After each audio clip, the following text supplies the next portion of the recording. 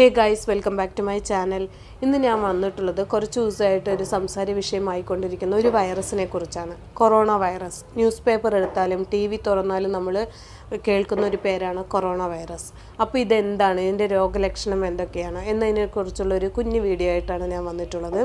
Video skip ചെയ്യാതെ മുഴുവനായിട്ട് കാണുക. ഈ ചാനലിലോട്ട് ആരെങ്കിലും ആദ്യമായിട്ട് വന്നിട്ടുണ്ടെങ്കിൽ സബ്സ്ക്രൈബ് ചെയ്യുക, തൊട്ടടുത്തുള്ള ബെല്ലൈക്കൺ കൂടെ ക്ലിക്ക് ചെയ്യുക.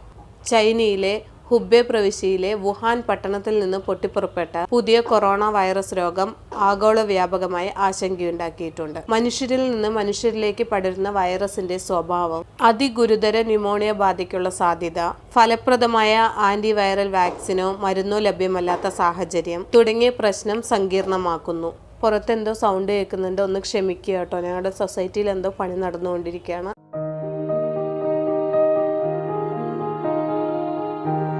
മനുഷ്യരിൽ മാത്രമല്ല കന്നുകാലികളിലും വളർത്തുമൃഗങ്ങളിലും വൈറസ് ബാധയുണ്ടാകും. സാധാരണ ജലദോഷപ്പനി മുതൽ മാരകമായ ന്യൂമോണിയയ്ക്ക് വരെ കാരണമാകാവുന്ന RNA വൈറസുകളാണ് കൊറോണ വൈറസുകൾ.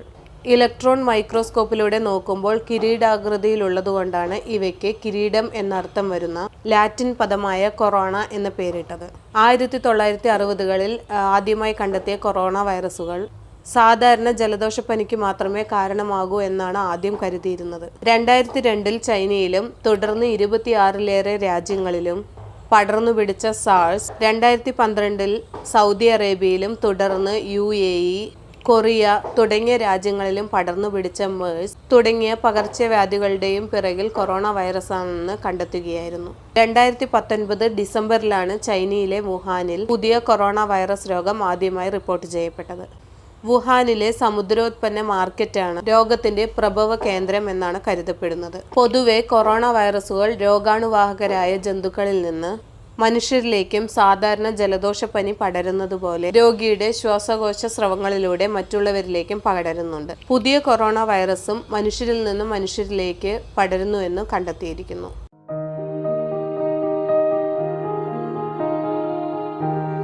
രോഗബാധിതനായ വ്യക്തിക്ക് കൃത്യസമയത്ത് തന്നെ അടിയന്തര ചികിത്സ ഉറപ്പുവരുത്താനായി ലോകാരോഗ്യ സംഘടന കൃത്യമായ കേസ് നിർവചനം നടത്തിയിട്ടുണ്ട്. രോഗലക്ഷണങ്ങൾ, രോഗമുണ്ടായ സാഹചര്യം, യാത്രാചരിത്രം, തൊഴിൽ എന്നിവയെ അടിസ്ഥാനമാക്കി ലബോറട്ടറി പരിശോധന ഫലം വരുത്തുന്നതിന് മുമ്പ് തന്നെ രോഗനിർണയം നടത്താനും ചികിത്സ തീരുമാനിക്കാനും ഈ കേസ് നിർവചനം സഹായിക്കുന്നു. ഇനി ഇതിന്റെ പ്രധാന രോഗലക്ഷണങ്ങൾ എന്തൊക്കെയാണെന്ന് നോക്കാം. പനി, അതായത് ശരീര താപനിലയുടെ 38 ഡിഗ്രി സെൽഷ്യസിന് മുകളിലാണെങ്കിൽ ആ പനിയും ചുമ എന്നിവയാണ് പ്രധാന രോഗലക്ഷണങ്ങൾ. കടുത്ത രോഗലക്ഷണത്തെ തുടർന്ന് ആശുപത്രിയിൽ പ്രവേശിക്കാൻ വരുന്ന രോഗികൾക്ക് ഞാൻ കുറച്ച് രോഗലക്ഷണങ്ങൾ പറയുന്നുണ്ട്. അതിലേതെങ്കിലും ഒന്നുണ്ടെങ്കിൽ അത് സാഴ്സ് ബാധിച്ചിട്ടാണെന്ന് നമുക്ക് ഉറപ്പുവരുത്താം. ചൈനയിലെ ഹുബെ പ്രവിശ്യയിലുള്ള വുഹാനിലേക്ക് രോഗലക്ഷണങ്ങൾ തുടങ്ങുന്നതിന് മുമ്പുള്ള 14 ദിവസങ്ങളിൽ യാത്ര ചെയ്യുക. ഗുരുതരമായ ശ്വാസകോശ രോഗാണുബാധയുള്ള രോഗികളെ ശുശ്രൂഷിക്കേണ്ടി വന്ന ആരോഗ്യ പ്രവർത്തകർ, ഇങ്ങനെയുള്ള വ്യക്തിക്ക് യാത്രാ ചരിത്രം വേണമെന്നില്ല. ഗുരുതരമായ ശ്വാസകോശ രോഗാണുബാധയുണ്ടായ രോഗിക്ക് കൃത്യമായ പരിചരണം നൽകിയിട്ടും ആരോഗ്യസ്ഥിതി വഷളാവുക, ഇങ്ങനെയുള്ളവർക്കും യാത്രാ ചരിത്രം വേണമെന്നില്ല. മറ്റു ഗുരുതര ശ്വാസകോശ പ്രശ്നങ്ങൾ സ്ഥിരീകരിച്ചാൽ പോലും പുതിയ കൊറോണ വൈറസ് രോഗസാധ്യത കണക്കിലെടുക്കണമെന്ന് ലോകാരോഗ്യ സംഘടന നിർദ്ദേശിക്കുന്നു.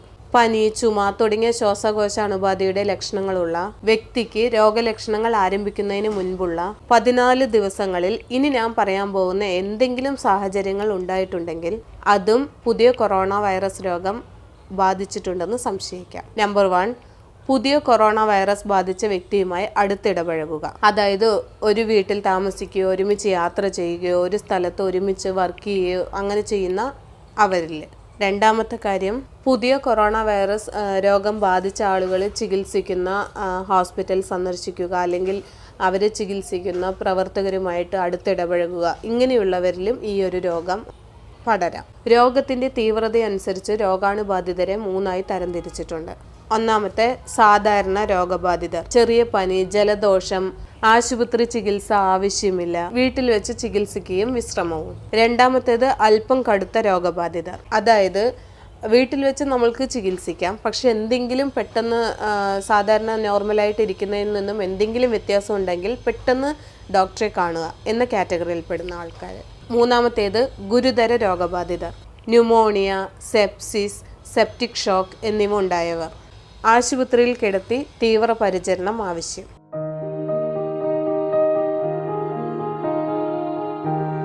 സോപ്പും വെള്ളവും ഉപയോഗിച്ച് ഇടയ്ക്കിടെ കൈ കഴുകുക. 20 സെക്കൻഡോളം കൈ കഴുകണം. ചുമയ്ക്കുമ്പോഴും തുമ്മുമ്പോഴും ടവൽ ഉപയോഗിച്ച് വായ മൂക്കും അടച്ചു പിടിക്കുക. കഴുകാത്ത കൈകൾ കൊണ്ട് കണ്ണുകൾ, മൂക്ക്, വായ എന്നിവ തൊടരുത്. പനിയുള്ളവരുമായി അടുത്തിടപഴകാതിരിക്കുക. പനിയുള്ളവർ ഉപയോഗിച്ച വസ്ത്രങ്ങൾ, സാധനങ്ങൾ എന്നിവ ഉപയോഗിക്കാതിരിക്കുക. അനാവശ്യ ആശുപത്രി സന്ദർശനങ്ങൾ ഒഴിവാക്കുക. രോഗബാധിത പ്രദേശങ്ങളിലേക്കുള്ള യാത്രകൾ ഒഴിവാക്കുക. പനി, ചുമ തുടങ്ങിയ രോഗലക്ഷണങ്ങൾ ഉണ്ടായാൽ സ്വയം ചികിത്സിക്കാതെ ഡോക്ടറെ കാണുക. രോഗിയെ ശുശ്രൂഷിക്കുന്നവർ, ആരോഗ്യ പ്രവർത്തകർ എന്നിവർ മാസ്ക്, കണ്ണിന് സംരക്ഷണം നൽകുന്ന ഐ ഗോഗിൾസ്, ഫേസ് മാസ്ക് എന്നിവ ധരിക്കണം. രോഗിയുടെ ശരീരസ്രവങ്ങളുമായിട്ട് നേരിട്ട് ബന്ധമുണ്ടാവാതിരിക്കാൻ ഗ്ലൗസ്, കാലുറകൾ, ശരീരം മുഴുവൻ കവർ ചെയ്യാൻ പറ്റുന്ന ഏപ്രണുകൾ എന്നിവ ധരിക്കുക. ഗ്ലൗസ് ഇട്ട കൈകൾ കൊണ്ടോ അല്ലാതെയോ കണ്ണ്, മൂക്ക്, വായ എന്നീ ഭാഗങ്ങൾ ഒരിക്കലും തൊടരുത്. രോഗിയെ ശുശ്രൂഷിക്കുന്ന മുറിയിൽ ആവശ്യത്തിന് വായുസഞ്ചാരം ഉണ്ടായിരിക്കണം. രോഗിയുമായി കൃത്യമായ അകലം പാലിച്ചു വേണം രോഗിയെ പരിചരിക്കേണ്ടത്. 1 മീറ്റർ അകലം പാലിച്ചാൽ വായുവിലൂടെ പകരുന്ന സൂക്ഷ്മ കണികകളെ തടയാൻ സാധിക്കും. രോഗിയെ ശുശ്രൂഷിക്കുന്നവർക്ക് പനിയോ വേറെന്തെങ്കിലും അസ്വസ്ഥതകളോ ഉണ്ടായാൽ ഉടൻ തന്നെ ഡോക്ടറെ കാണേണ്ടത് അത്യാവശ്യമാണ്.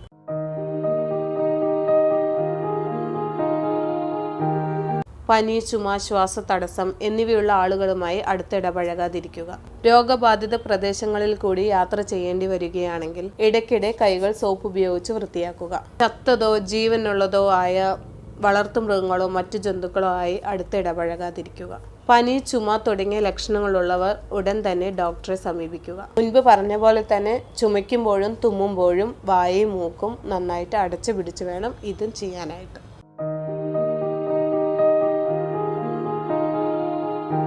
ലോകത്തെവിടെയും പൊട്ടിപ്പുറപ്പെടുന്ന പകർച്ചവ്യാധികൾ അതിർത്തികൾ കടന്ന് നമ്മുടെ നാട്ടിലും എത്തി. അതല്ലെങ്കിൽ നമ്മുടെ നാട്ടിലും എത്താം. നിപ്പ പഠിപ്പിച്ച പാഠം അതാണ്. വാക്സിനും മരുന്നുമില്ലാത്ത പുതിയ കൊറോണ വൈറസ് രോഗം അയൽ രാജ്യങ്ങളിൽ പടർന്നു പിടിക്കുമ്പോൾ നമ്മളും സൂക്ഷിക്കേണ്ടത് അത്യാവശ്യമാണ്. പനി പടരുമ്പോൾ കിംവദന്തികളും അസത്യപ്രചാരണങ്ങളും ഉണ്ടാവാറുണ്ട്. അതിൽ ടെൻഷൻ അടിക്കാതെ അല്ലെങ്കിൽ പരിഭ്രാന്തരാവാതെ ഉത്തരവാദിത്തപ്പെട്ട ആളുകളിൽ നിന്നും സത്യസന്ധമായ കാര്യങ്ങൾ അറിയുക. കിംവദന്തികളും ഊഹാപോഹങ്ങളും ദയവ് ചെയ്ത് ആരും സോഷ്യൽ മീഡിയയിലൂടെ പ്രചരിപ്പിക്കരുത്. അനാവശ്യ ആശുപത്രി സന്ദർശനങ്ങൾ ഒഴിവാക്കണം. അന്താരാഷ്ട്ര യാത്രകൾ ചെയ്യുന്നതിന് മുൻപ് അവിടുത്തെ ആരോഗ്യ അന്തരീക്ഷത്തെക്കുറിച്ച് വ്യക്തമായ ധാരണ വേണം. വളർത്തുമൃഗങ്ങളുമായി ഇടപഴകുമ്പോൾ ശരിയായ വ്യക്തി ശുചിത്വം പാലിക്കണം. ഇനി നമ്മളുടെ വീട്ടിൽ പെറ്റ്സ് ഉണ്ടെങ്കിൽ നമ്മൾ എന്തായാലും തൊടും. അങ്ങനെ തൊടുകയാണെങ്കിൽ നന്നായിട്ട് സോപ്പ് ഉപയോഗിച്ച് കൈ 20 സെക്കൻഡോളം കഴുകേണ്ടത് അത്യാവശ്യമാണ്. ചെറിയ പനി വന്നാൽ തന്നെ ടെൻഷൻ അടിച്ച് മെഡിക്കൽ കോളേജ് ഹോസ്പിറ്റലിലേക്ക്, സൂപ്പർ സ്പെഷ്യാലിറ്റി ഹോസ്പിറ്റലിലേക്ക് ഓടിപ്പോവേണ്ടതില്ല. അടുത്തുള്ള ഗവൺമെൻറ് ഹോസ്പിറ്റലിലോ ക്ലിനിക്കിലോ അല്ലെങ്കിൽ ഫാമിലി ഡോക്ടർ ഉണ്ടെങ്കിൽ അവരുടെ ക്ലിനിക്കിലോ ഒക്കെ പോയാലും മതി. വീണ്ടും ഞാൻ പറയുകയാണ്, പനി വന്നാൽ ഒരു കാരണവശാലും സ്വയം ചികിത്സിക്കരുത്. ആരോഗ്യ പ്രവർത്തകരുടെയും ഡോക്ടർമാരുടെയും കഠിന പരിശ്രമത്തിലൂടെയും പൊതുസമൂഹത്തിൻ്റെ അകമൊഴിഞ്ഞ പിന്തുണയിലൂടെയും നിപ്പയെ പിടിച്ചുകെട്ടാൻ നമുക്ക് സാധിച്ചു. പുതിയ കൊറോണ രോഗത്തിൻ്റെ കാര്യത്തിൽ നിപ്പ നിയന്ത്രണം നമുക്ക് ആത്മവിശ്വാസം നൽകുന്നുണ്ട്. അപ്പം നിങ്ങൾക്ക് ഈ വീഡിയോ ഇഷ്ടപ്പെട്ടു എന്ന് വിചാരിക്കണോ, വീഡിയോ യൂസ്ഫുൾ ആയി എന്ന് വിചാരിക്കണോ? അങ്ങനെ ഇഷ്ടപ്പെട്ടെങ്കിൽ പ്ലീസ് ലൈക്ക് ചെയ്യുക, ഷെയർ ചെയ്യുക, കമൻറ്റ് ചെയ്യുക.